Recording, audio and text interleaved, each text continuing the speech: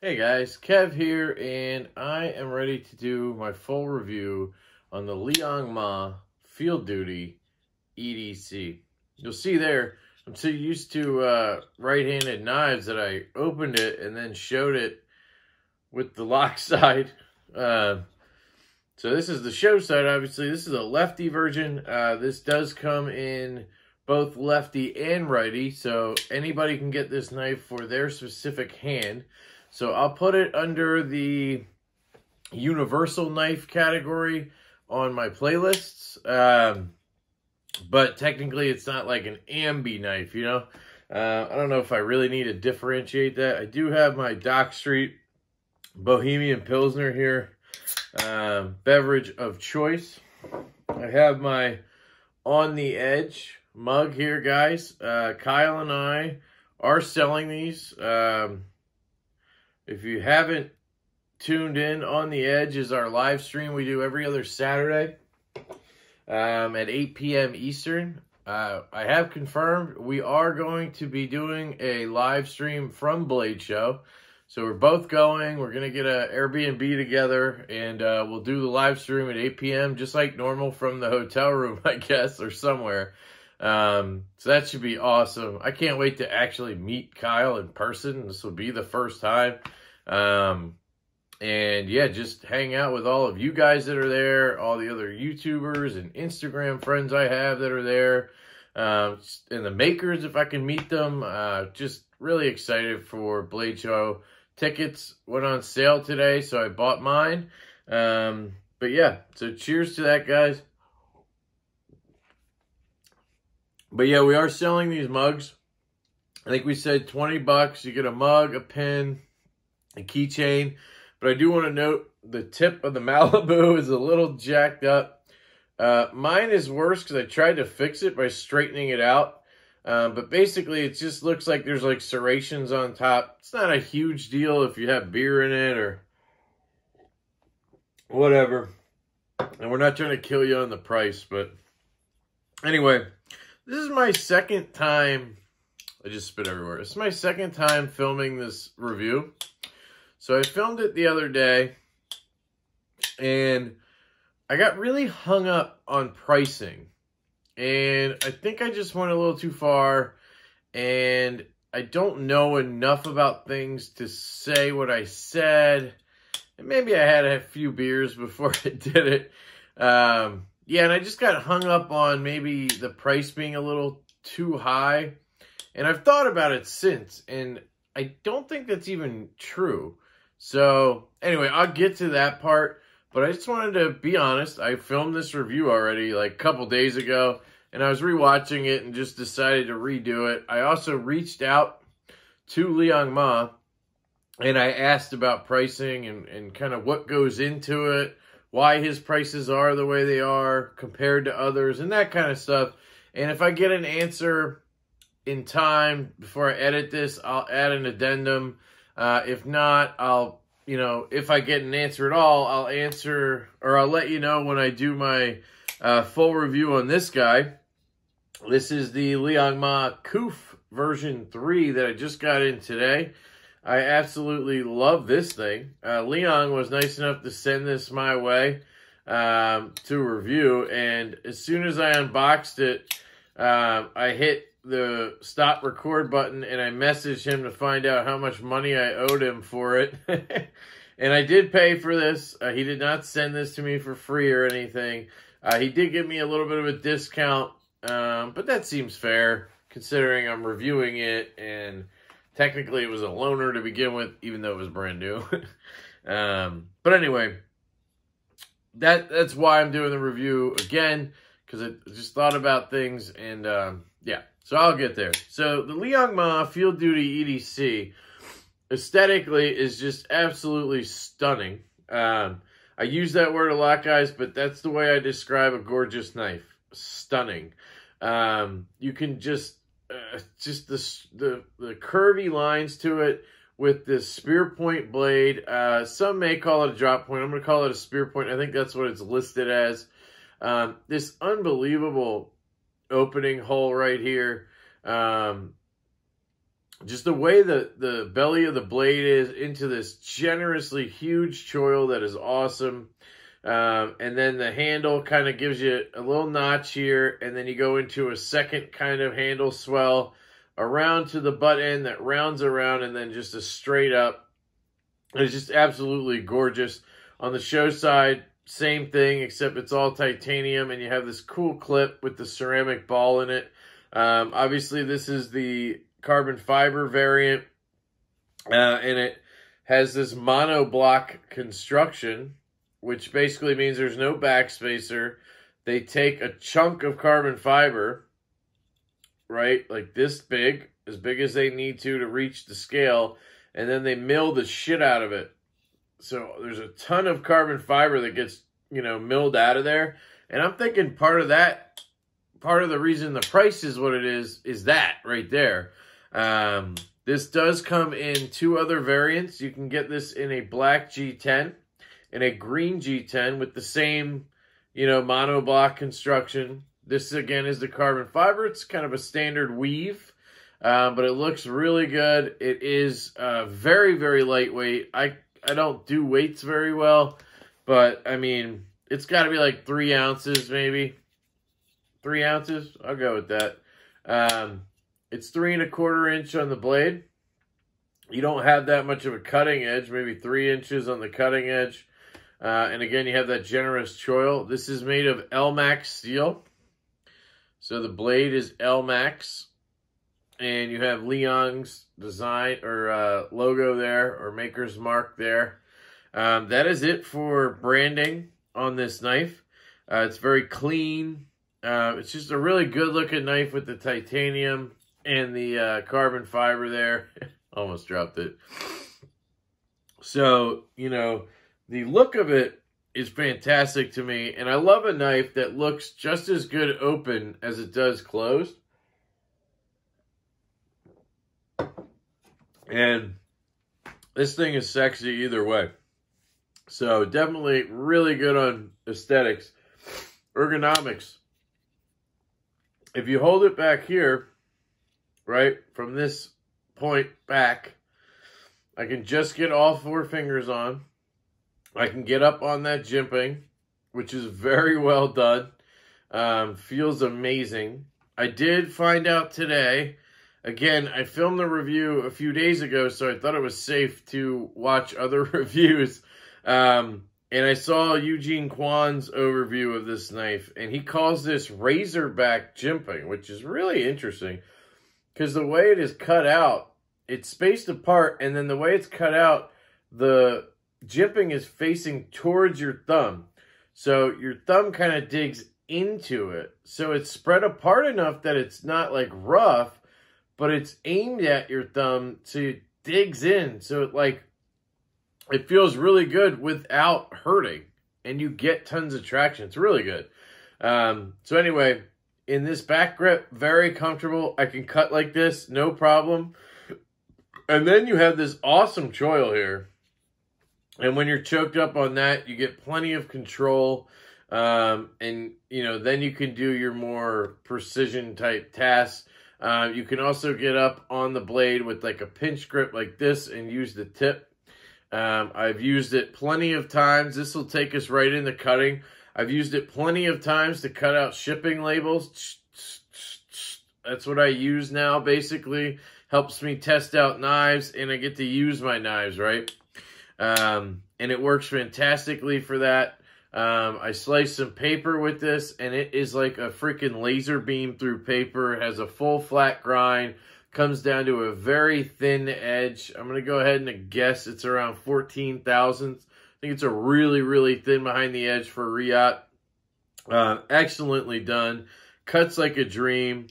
Yeah, just fantastic on the ergos and the blade. You could use this knife all day. Action, guys, it's just... ugh. The opening action on this knife is one of the best I've ever felt. I've said before, the f5.5 deployment is my favorite. It's Riot, D10 styled in. Just that flick feels so good. I love doing the, you know, sticking my finger in there and building pressure and then letting it rip, right? When a detent is too light, you start building that pressure, and then it kind of just like flops out, right?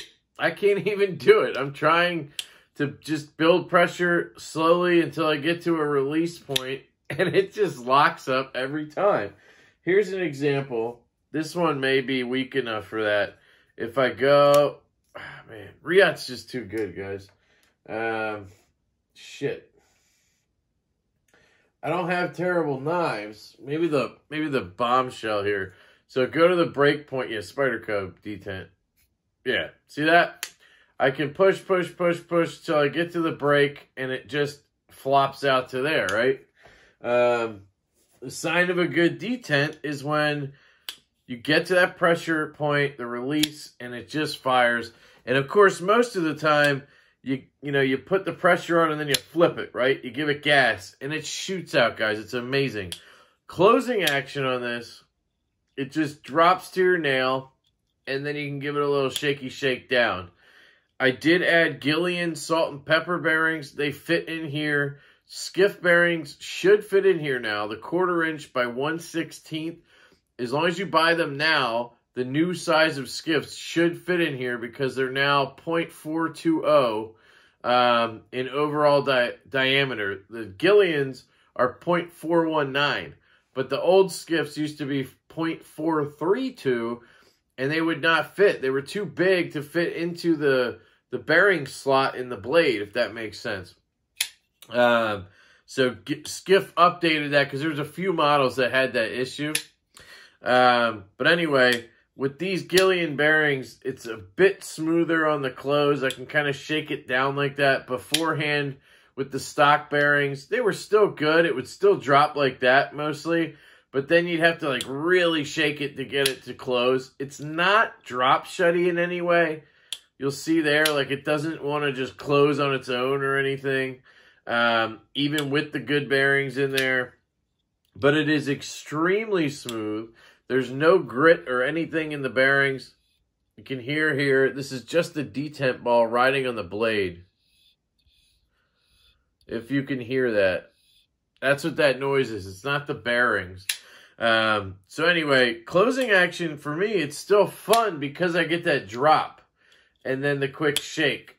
If it didn't drop like that, if it like stopped here and I had to like, do a lot of shaking to get it down. Let me try to example it for you. I can't. If it stopped like here and I had to shake, yeah, it would get annoying. But this is just fine with me. I love it. Action, top notch. Of course, it's Riyadh, right? So we've covered aesthetics. We've covered ergos. We've covered cutting. And we've covered action. Carry. This has a canted titanium milled clip with the ceramic ball on it.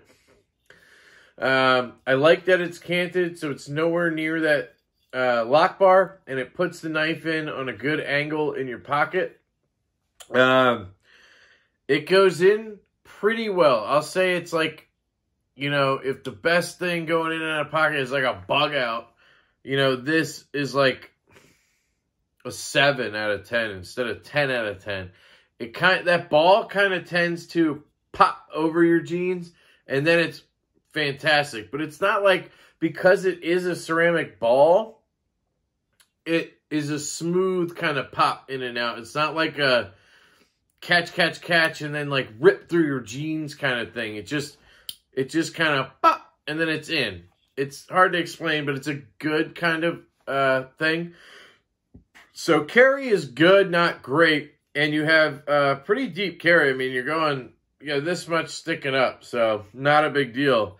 One thing to backtrack to action, because I know not everybody loves the Spidey Flick, and if you don't like the Spidey Flick, I probably wouldn't recommend this knife for you just because it's the funnest way to deploy it, but you can slow roll it if you just stick your finger into the deployment hole, right?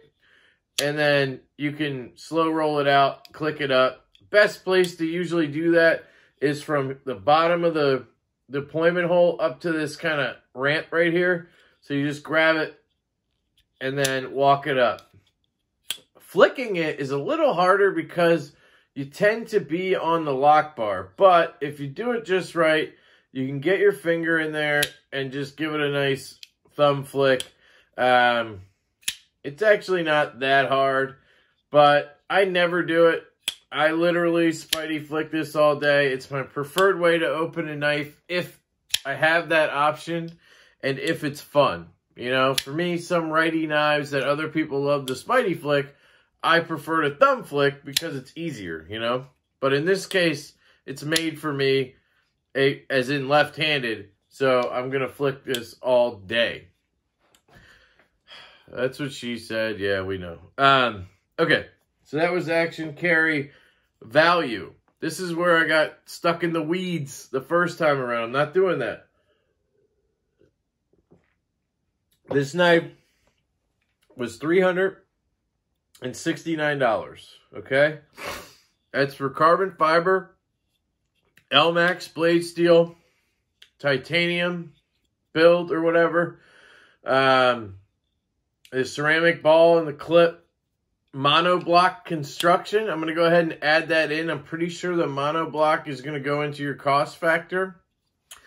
It's from a very popular designer, Liong Mah, who sells these independently on his website. So it's not being sold by Blade HQ or some huge retailer.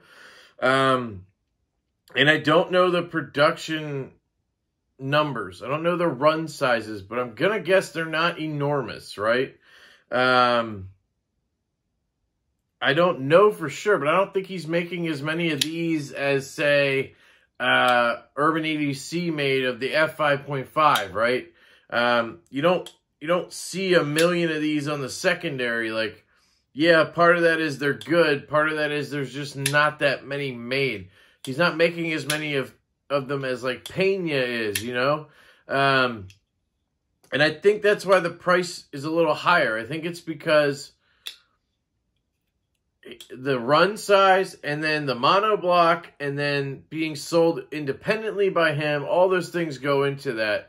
Whereas like a Pena X series made by Riot with M390 and, you know, similar materials, right, is like right around 300, 275, 300. And this with G10 is 300, 309, and with carbon fiber is 370. So where I got bogged down last time was, why is there a $60 gap from G10 to carbon fiber? And I think I have my answer.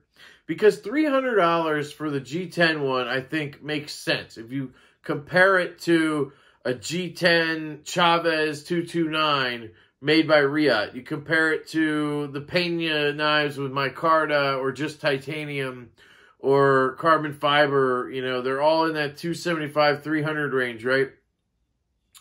The Urban EDC supplies, the F5.5s,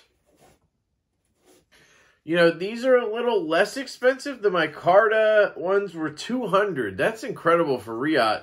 This carbon fiber one, $275, so we're up there now. And this titanium one was $250.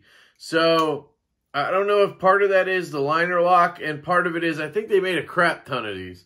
And that obviously helps. The more you make, the cheaper you can get it pricing-wise from Riot.